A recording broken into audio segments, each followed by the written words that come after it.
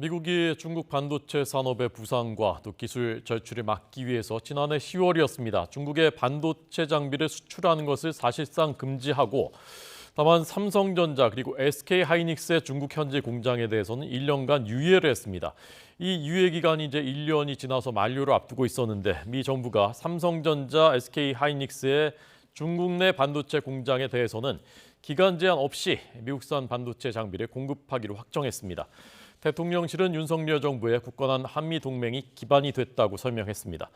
조은지 기자 나오십시오. 네, 용산 대통령실입니다. 네, 대통령실 발표 내용 자세하게 전해 주십시오. 네, 우리나라 최대 수출 산업인 반도체 분야에서 불확실성이 대폭 줄어든 것으로 평가되는 모습입니다. 대통령실 최상복 경제수석은 최근 미국 정부가 삼성전자와 SK하이닉스의 중국 내 반도체 공장을 검증된 최종 사용자, 즉 VEU로 지정했다고 우리 측에 통보했다고 전격 발표했습니다.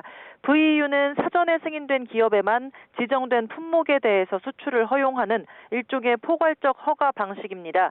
VEU에 포함되면 별도로 건건히 허가받을 필요가 없기 때문에 미국의 수출 통제 적용이 사실상 무기한 유예되는 효과가 있습니다. 즉 삼성전자와 SK하이닉스는 앞으로 별도의 허가 절차나 기간 제한 없이 미국산 장비를 중국에서 추가로 공급받을 수 있게 되는 겁니다.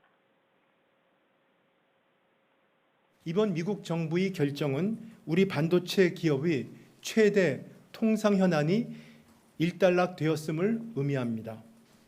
또 우리 반도체 기업들이 중국 내 공장 운영과 투자 관련 불확실성이 크게 완화되었고 네, 중국과 갈등을 빚던 미국은 지난해 10월 국가 안보 명목으로 중국 반도체 공장으로 첨단 기술 반입을 막는 제재를 내렸습니다. 우리는 미국과 중국에 낀 난처한 상황이었는데요. 실제 삼성전자는 중국 시안 공장에서 전체 낸드 플래시의 40%를 생산하고 SK하이닉스는 우시 공장에서 D램의 40%를 또 다롄 공장에서 낸드 플래시의 20%를 만드는 만큼 미국산 장비 반입이 어렵다면 타격이 불가피하기 때문입니다. 미국은 지난해 우리 기업의 반도체 공장에 대해 1년간 포괄적 수출 허가라는 예외 조치를 두면서 불확실성을 줄여줬고요. 이번에 이를 연장하면서 중국 리스크가 끝났다, 적어도 한숨은 돌렸다는 긍정적인 평가가 나옵니다. 대통령실은 이번 성과는 윤석열 정부 들어 굳건해진 한미 동맹의 기반 위에 정부와 기업이 합심해 대응한 결과라고 자평했습니다. 지난해 바이든 대통령의 방한부터 올해 윤 대통령의 국빈 방미, 또 지난 8월 캠프 데이비드 정상회담까지 반도체를 중심으로 한 첨단 산업 공급망과 수출 통제 관련 공조 의지를 지속적으로 확인한 끝에 이런 결과가 나왔다고 밝혔습니다. 대통령실은 우리 반도체 기업들은 장기적으로 차분하게 글로벌 경영 전략을 모색하게 될 수 있다고 그 의미도 부여했습니다. 지금까지 용산 대통령실에서 YTN 조은지입니다.